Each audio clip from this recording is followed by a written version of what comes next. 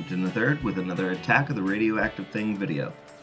Today I have part 3 of my main Easter egg guide, Killing the Radioactive Thing. Once you have your chemical in the bomb, you can activate the teleporter. In co-op, all players will need to be present and interacting with it simultaneously. If you are unable to put in the chemical, you either don't have all 3 parts to the bomb, or you have created the wrong chemical. If it is the latter, go back to the radios and play them until you hear a positive statement regarding a different super chemical and try again.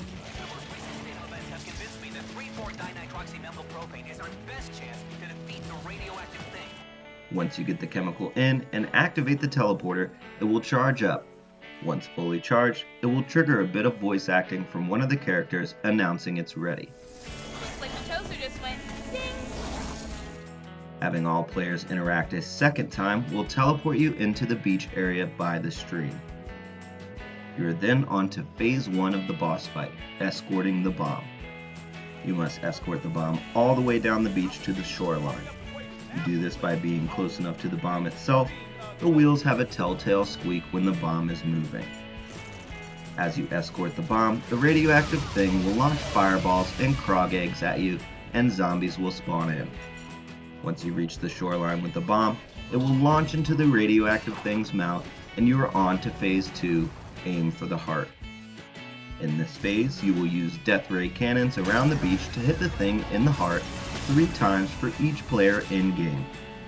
When he is hit, the heart will ooze green radioactive juice. Once you have damaged him enough, you are on to the 3rd phase, the lasers. In this phase, you must activate the launcher that sent the bomb down his throat, and then fend off waves of zombies while the radioactive thing gradually sends acid up the shore at you. After the acid is almost to the entrance to the stream area, eventually the acid will disappear and a deadly laser obstacle course will appear. You must slide, run, and jump your way through this obstacle course and interact with the launcher before the time runs out. The launcher will then send you flying into the beast itself to enter your bomb code for the win. If you do not get to the launcher in time, you will have to repeat the process of activating the launcher and killing off the waves of zombies while the acid creeps up the shore. After the first time, this process is, however, much shorter. Setup can make or break this boss fight, as with many Easter egg boss fights. There are certain things you can do to help you along with each phase if you're having trouble with one part in particular. You do not need to use fortune cards to this egg to be easy to complete. You also do not need to double pack-a-punch or have any specific variants, but we will get into that a bit later in the guide. There are no real necessary fate or fortune cards to get you through this Easter egg. There are tons that will indeed help you get through certain phases you may struggle with, however. To help out with escorting the bomb, I recommend having Nade Party paired with gas grenades. You can activate this a couple rounds before you head into the boss fight so you can charge up and have another card at the ready. Other useful fate cards are the 2 that can regenerate your health, Mana Up and Stimulus. For fortune cards, Second Wind can save your life if you get trapped, and Slug Butt can make the horde more manageable if you are not the best at training. For this step, you will need to give yourself some time to get off at least 1 hit with the Death Ray Cannon. This can be achieved in many ways. Some good cards for this are Hide and Seek, Slug Butt, and Explosive Touch, which can be seen in the gameplay on screen now. This phase has 2 parts, defending the beach and the laser obstacle course. For fate cards for the beach defense, I suggest having Nade Party active again here. Gas grenades can take care of a lot of the zombies, and with 2 out in 1 spot, gas nades will kill krogs as well. The same health cards can help here in a pinch as well, Mana Up and Stimulus. There's a plethora of options for fortune cards, anything that kills a lot of zombies or gives you ammo to do so. Raining Bullets, Get Head, Ammo Crate, Death's Party, and Black Hold Fun to name a few. For repeated uses of Elvira who can pick you up and help thin the horde, you can run Pimp Slap to fill your vial back up. For the laser step, a handy tip from Reddit user InCenterGenX, use a well-timed Phoenix Up to revive a teammate who struggles with the step. When they are close to the launcher, activate your Phoenix up and let them effectively skip the obstacle course and get a free try at the bomb. Both the timing of the player's suicide and the use of the Phoenix up card are key here. The person who needs the carry can run the fate card Blood Clot to increase the amount of time until they bleed out. This will give you some wiggle room on timing. The perks to run is mostly personal preference here. I'd say the vital ones for the strategies in this guide are Racing Stripes, Tough Enough, and Bomb Stoppers.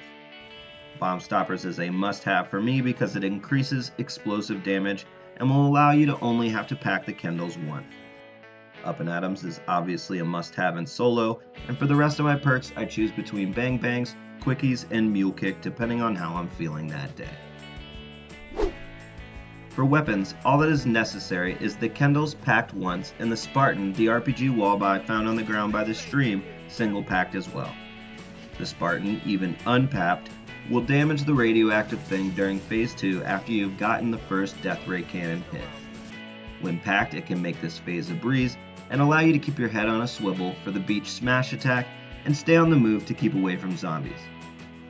The Kendalls combined with the periodic max ammo will get you through phase 3's defend the beach step easily and can be a great panic gun to prevent you from getting trapped during phase 1. I like to go in with a mind control trap as well. This can be useful in all of the first 3 phases of the battle. Whichever gives you the most grief, just use it. In the first phase, it will help you focus on getting the bomb down the beach. In the second phase, it can help get zombies off your back for a good chunk of time while you try and get a hit with the death ray cannon. And on phase 3, it can literally take care of the entire defense step by itself.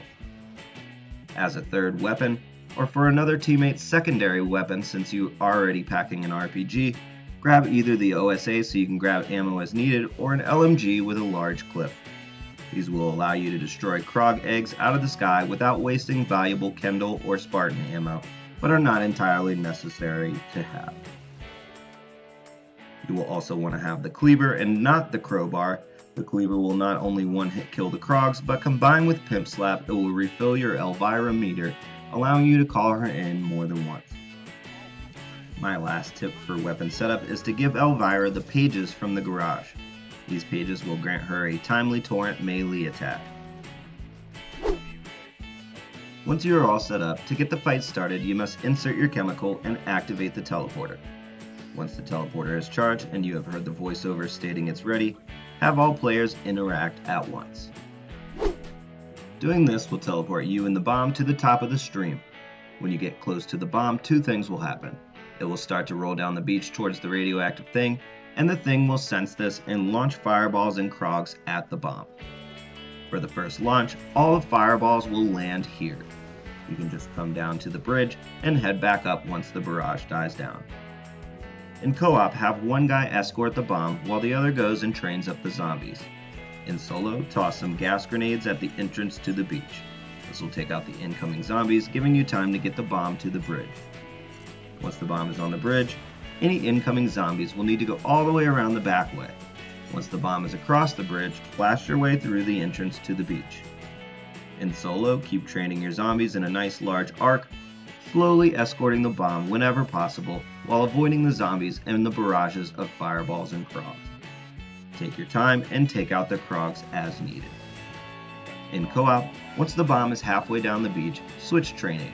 Have the person who is watching the zombies escort the bomb, and have the person who escorted it thus far attract the zombies up to the top portion of the beach and train them there. As soon as the bomb crosses under the beach bridge, the radioactive thing will stop launching balls of fire down on you, and you can really focus on getting it the remainder of the way. When you hear the audio cue about the bomb nearing the launcher, get ready to kill the zombies.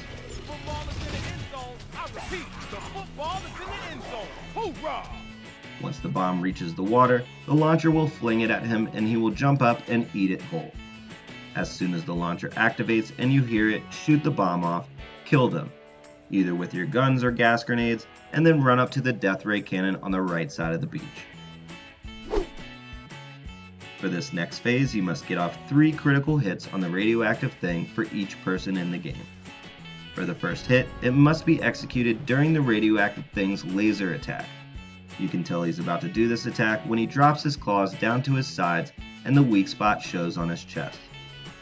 As soon as he drops his claws, aim at his chin and fire. There's a slight delay to the spawns when you kill all the zombies after launching the bomb, and if you manage to get that first hit on the thing in this time, you can finish him off with your Spartan. If not, use your mind control device or a fate and fortune card to keep them off your back, or simply run a large loop on the beach and dash up the stairs for an attempt.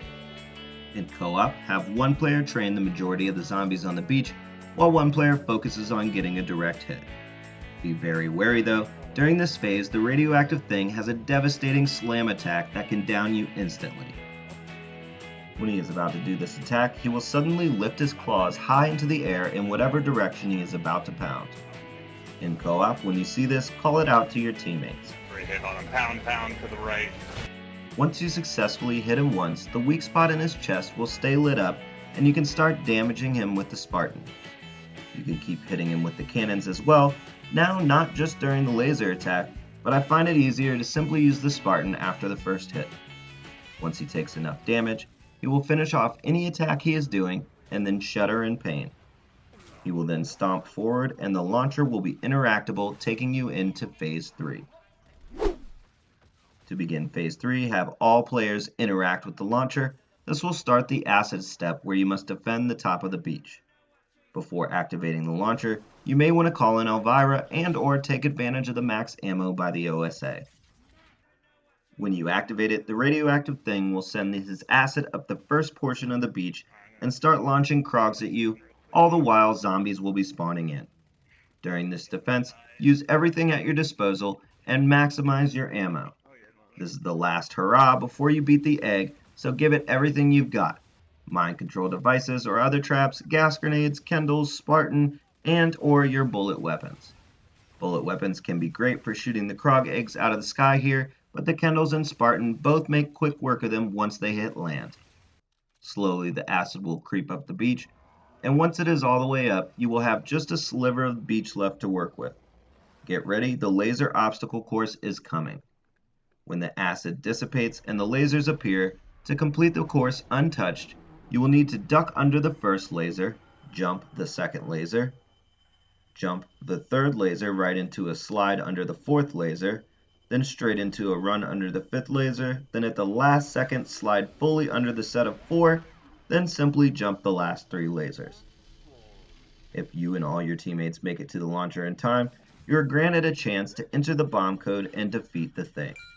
If you do not make it, you will need to repeat the acid step, killing the zombies while the acid creeps up the beach. After the first time, the process is much quicker though. Take advantage of your max ammos, and if you have Pimp Slap active, call Elvira in as many times as possible. You're almost there. Once you do make it to the launcher in time, it will launch you into the radioactive thing. Once inside the belly, you need to input the bomb code you should have written down. You have about 30 to 40 seconds to do this before you are spit out and must repeat the acid step to try again. The trick here is to take your time on the first attempt. If you are unsure, wait another go around. Also, watch the number you're trying to input and when it lights up, interact. This is a lot easier than watching the moving dot. The numbers near the ends can be the trickiest, such as 1 or 9, so be careful with those. As soon as you input the code correctly, you will teleport back to the beach and the cutscene will play. If you input the code correctly on the first attempt, you will get the achievement Belly of the Beast, and upon completion of the Easter egg, you will get the achievement Soulless for collecting the piece of the soul key. You will also get an automatic refill for your Fate and Fortune card deck without overriding your active cards. After you beat the egg, the equations around the map used to complete the chemical step will now have a chemical diamond with one square containing a number 1 through 6. If put in order, the position of the number, top, left, right, or bottom, correlates to the code you need to input to play as Elvira. The code is down, right, down, left, up, right. If you input this in the lobby, you will see Elvira appear, and you will play the next game as her, giving you the achievement Mistress of the Dark. If you beat the Easter egg a second time as Elvira, you will unlock the achievement Unpleasant Dreams. My Another benefit of eating the egg is you can now unlock the achievement Deer Diary. To do this, simply interact with the diary on the table by the pool over and over again until the trophy or achievement pops. But that about wraps up this guide. Stay tuned for more COD Zombies videos every week. Subs and likes are appreciated. Peace!